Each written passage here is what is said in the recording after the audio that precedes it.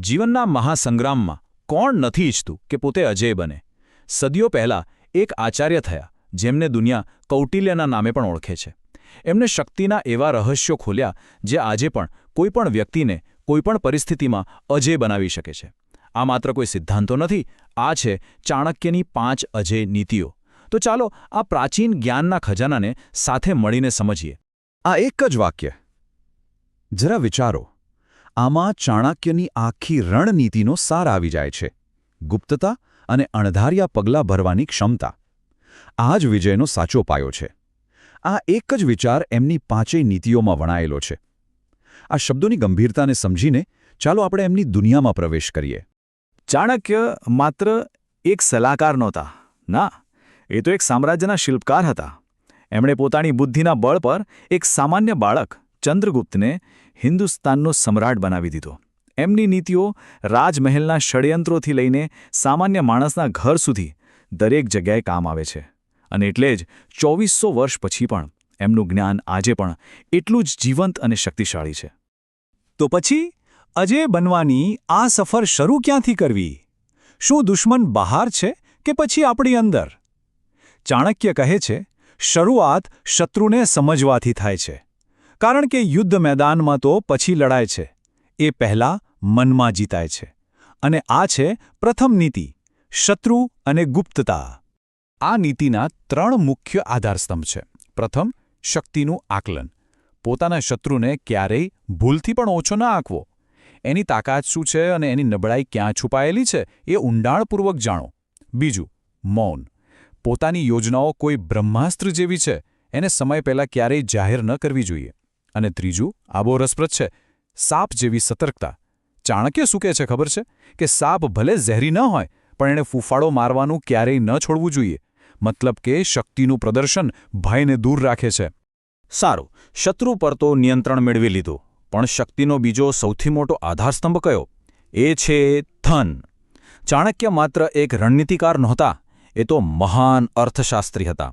એ બરાબર જાણતા હતા કે જેની પાસે આર્થિક શક્તિ નથી, એની પાસે મિત્રો, સન્માન કે સત્તા કશું જ લાંબો સમય ટકતું નથી. ધન જ સામર્થ્યનો આધાર છે. પણ અહીં ચાણક્ય એક ગંભીર ચેતવણી આપે છે. ધન ક્યાંથી આવે છે એ એના પરિણામ જેટલું જ, બલકે એનાથી પણ વધુ મહત્વનું છે. એ સ્પષ્ટ કહે છે, જે ધન ખોટા રસ્તેથી, અધર્મથી આવે છે એ માંડ 10 વર્ષ ટકે છે. 11મા વર્ષે તો એ મૂળ સહિત નાશ પામે છે.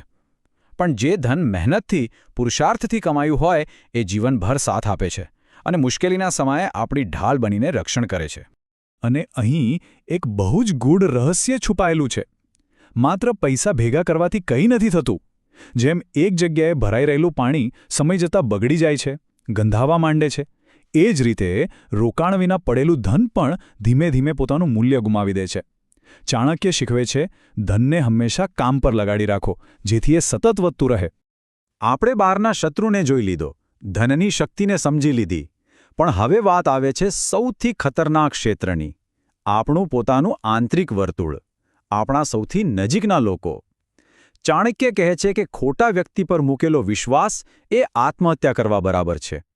સફળતા કે નિષ્ફળતાનો મોટો આધાર એ વાત પર છે કે આપણે કોને પોતાની નજીક રાખીએ છીએ. તો સવાલ એ છે કે સાચા ખોટાની પરખ થાય કઈ રીતે? ચાણક્ય એની 3 અચૂક કસોટીઓ બતાવે છે. સેવકની સાચી પરખ ત્યારે થાય જ્યારે એને કોઈ મુશ્કેલ કામ સોંપવામાં આવે. સાચા મિત્રની પરખ મુસીબતના સમયમાં જ થાય છે. અને જીવનસાથીની સાચી પરીક્ષા ત્યારે થાય છે જ્યારે આપણી પાસેનું બધું ધન નાશ પામે છે. આ એવી કસોટીઓ છે જે માણસના ચારિત્રનો સાચો ચહેરો બતાવી દે છે. અને વિશ્વાસની આ વાત સાથે જ એક ચેતવણી પણ જોડાયેલી છે. ચાણક્યનું આ વાક્ય સાંભળો, જંગલમાં જે વૃક્ષો સીધા હોય છે તેને જ પહેલાં કાપવામાં આવે છે. આનો અર્થ કેટલો સ્પષ્ટ છે નહીં? દુનિયામાં વધુ પડતું સીધા, સરળ અને ભોળા રહેવું ખતરનાક બની શકે છે. સમાજમાં પણ જે સીધા સાદા માણસો હોય છે એમનું શોષણ પહેલાં થાય છે. આત્મરક્ષણ માટે થોડી ચતુરાઈ અનિવાર્ય છે. શત્રુ, ધન, વિશ્વાસ આ બધા પર પ્રભુત્વ મેળવવા માટે જે એક વસ્તુ સૌથી જરૂરી છે તે છે મન પરનું નિયંત્રણ. અને એની ચાવી છે આપણી ચોથી નીતિ, સમયનું શાસન. કારણ કે જે વ્યક્તિ સમય પર શાસન કરી શકે છે એ જ પોતાના ભાગ્ય પર શાસન કરે છે. ભૂતકાળનો અફસોસ અને ભવિષ્યની ચિંતા આ બંને વર્તમાનને ખાઈ જાય છે. એક વિજયી માનસિકતા એ આ 3 સૂત્રો પર જ ટકેલી હોય છે. પહેલું, ભૂતકાળને જુઓ, એમાંથી શીખો, પણ એનો અફસોસ કરીને બેસી ન રહો. બીજું, પોતાની સંપૂર્ણ શક્તિ, સંપૂર્ણ ધ્યાન વર્તમાન ક્ષણમાં કેન્દ્રિત કરો. અને ત્રીજું, અને સૌથી અગત્યનું, સમયનું સન્માન કરો. કારણ કે યાદ રાખજો, જે સમયનું સન્માન નથી કરતો, સમય એને બરબાદ કરી દે છે. અને હવે આપણે પહોંચ્યા છીએ એ અંતિમ અને સર્વોચ્ચ નીતિ પર. એક એવી શક્તિ જે કોઈ પણ શસ્ત્ર, કોઈ પણ ધન કરતાં અનેક ગણી વધુ શક્તિશાળી છે.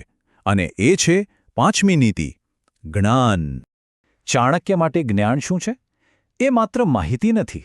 એ છે આપણો સૌથી સાચો અને સૌથી શક્તિશાળી મિત્ર. સૌંદર્ય અને યુવાની તો સમય સાથે જતા રહે છે, પણ જ્ઞાન એક એવી સંપત્તિ છે જે અંતિમ શ્વાસ સુધી સાથ નિભાવે છે. એક જ્ઞાની વ્યક્તિનું સન્માન દરેક જગ્યાએ, દરેક પરિસ્થિતિમાં થાય જ છે.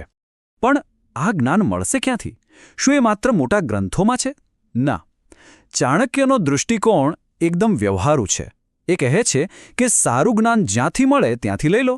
જો વિષમાંથી પણ અમૃત મળતું હોય તો લઈ લેવું જોઈએ. ગંદકીમાંથી સોનું મળતું હોય તો ઉઠાવી લેવું જોઈએ. જો કોઈ નીચ ગણાતી વ્યક્તિ પાસેથી પણ સારું જ્ઞાન મળતું હોય તો સંકોચ ન કરવો. અને સૌથી મોટી વાત, બીજાની ભૂલોમાંથી શીખો. કારણ કે બધું જ જાતે ભૂલો કરીને શીખવા જઈશું ને તો જિંદગી ટૂંકી પડશે. તો આ 5ય નીતિઓ એ કોઈ અલગ અલગ નિયમો નથી. ના, આ તો એક સંપૂર્ણ જીવન દર્શન છે. એક એવી અજેય રણનીતિ છે જે જીવનના દરેક વળાંક પર, દરેક પડકારમાં આપણો સાથ આપે છે.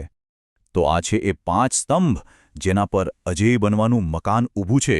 શત્રુ પર નિયંત્રણ, ધન પર પ્રભુત્વ, વિશ્વાસની કળા, સમય પર શાસન અને છેલ્લે જ્ઞાનની સર્વોપરી શક્તિ. જે વ્યક્તિના જીવનમાં આ 5 સ્તંભ મજબૂત હોય છે તેને દુનિયાની કોઈ શક્તિ પરાજિત કરી શકતી નથી. આ બધું જાણ્યા પછી અંતમાં એક સવાલ વિચારવા જેવો છે. આ 5 મહાન નીતિઓમાંથી એવી કઈ એક નીતિ છે જેને જીવનમાં ઉતારવાથી સૌથી મોટો ક્રાંતિકારી બદલાવ આવી શકે છે? આનો જવાબ દરેકે પોતાની અંદર શોધવાનો છે.